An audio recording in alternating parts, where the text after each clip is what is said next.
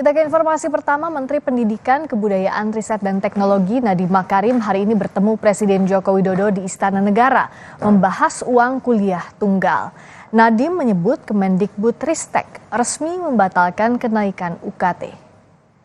Mendikbudristek menyatakan akan membatalkan semua kenaikan uang kuliah tunggal atau UKT perguruan tinggi negeri tahun ini. Hal ini diputuskan usai pembahasan dengan para rektor serta mendengarkan aspirasi masyarakat. Nadiem juga berjanji tidak akan ada mahasiswa yang terdampak pada kenaikan UKT. Oke, Mas. Rapat apa, Menteri? Bahas apa, Mas? UKT ya? Lagi bahas beberapa isu pendidikan, mau lapor ke Pak. UKT ya, Pak? Mendengarkan semua aspirasi dari berbagai stakeholder.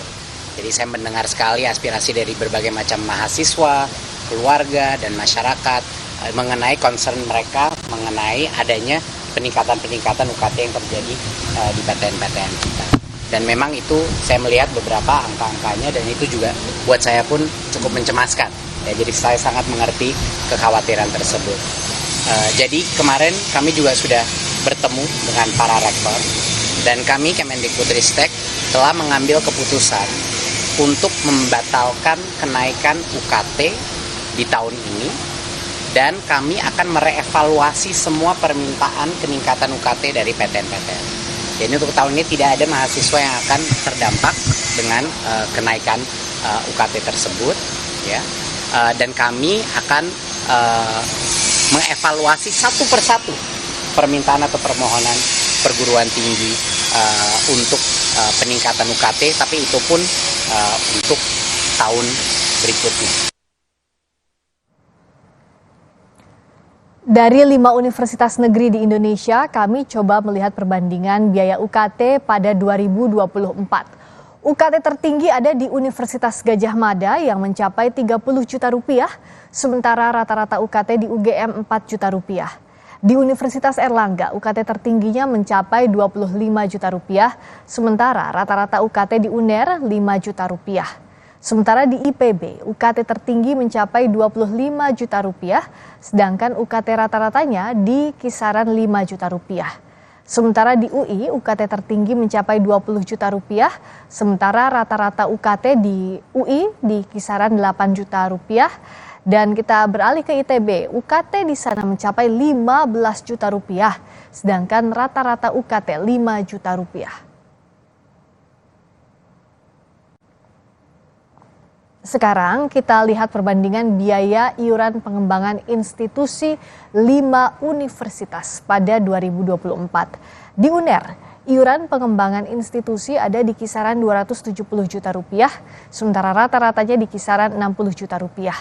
Sedangkan di IPI tertinggi ada di kisaran 225 juta rupiah, sedangkan rata-ratanya sekitar 60 juta rupiah.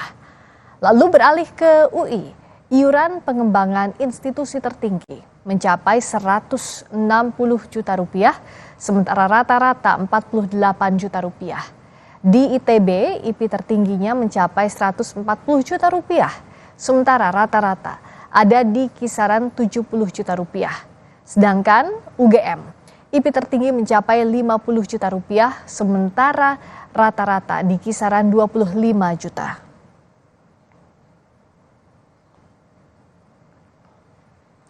Sementara mengutip data dari Kemendikbudristek, distribusi uang kuliah tunggal mahasiswa tahun 2023 kelompok rendah di level 1 dan 2 sebesar 24,4%, lalu 69,7% masuk ke dalam UKT menengah kelompok 3 hingga 7, dan 5,9% masuk dalam kelompok UKT tinggi di kelompok 8 hingga 12. Lalu di tahun 2024 sebesar 29,2% mahasiswa masuk ke dalam kelompok UKT rendah atau kelompok 1 dan 2. Sebesar 67,1% dalam kelompok menengah atau kelompok 3 hingga 7. Lalu 3,7% populasi mahasiswa di Indonesia masuk ke dalam kelompok UKT tinggi atau di kelompok 8 hingga 12.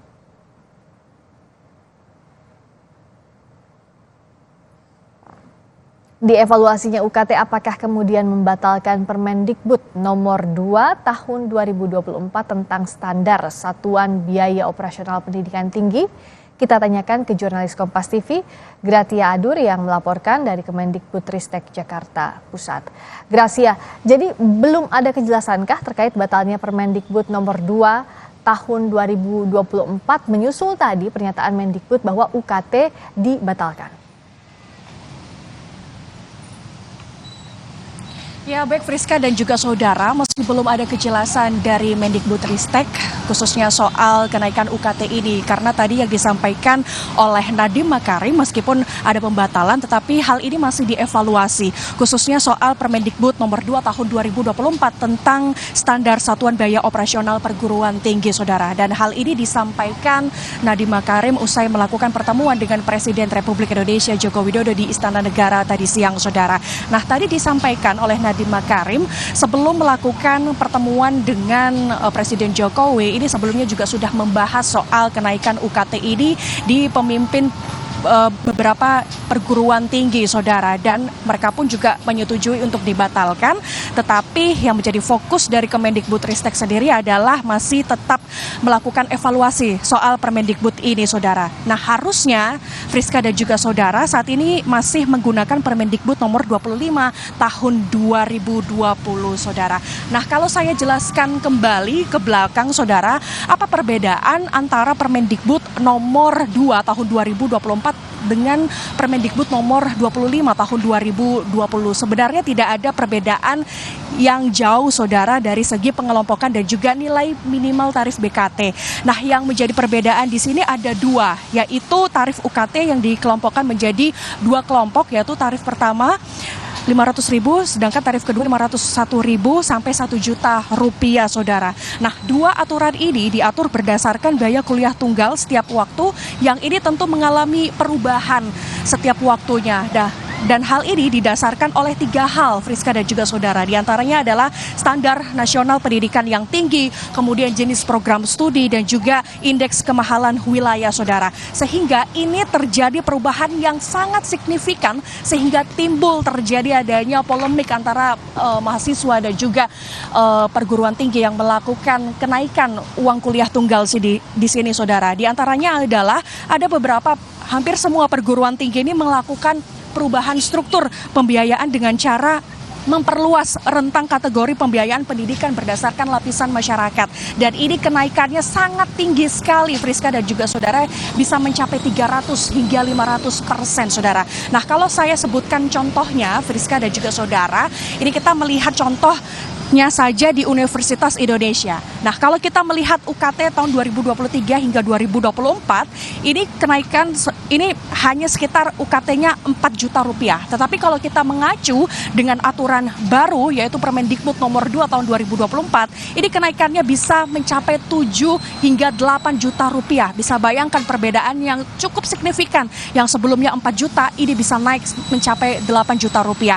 Nah, kalau kita beralih ke universitas, contoh di Universitas Sumatera Utara, untuk Fakultas Agribisnis, yang sebelumnya kalau kita mengacu dari UKT tahun nomor 25 tahun 2020, yaitu 6 juta rupiah.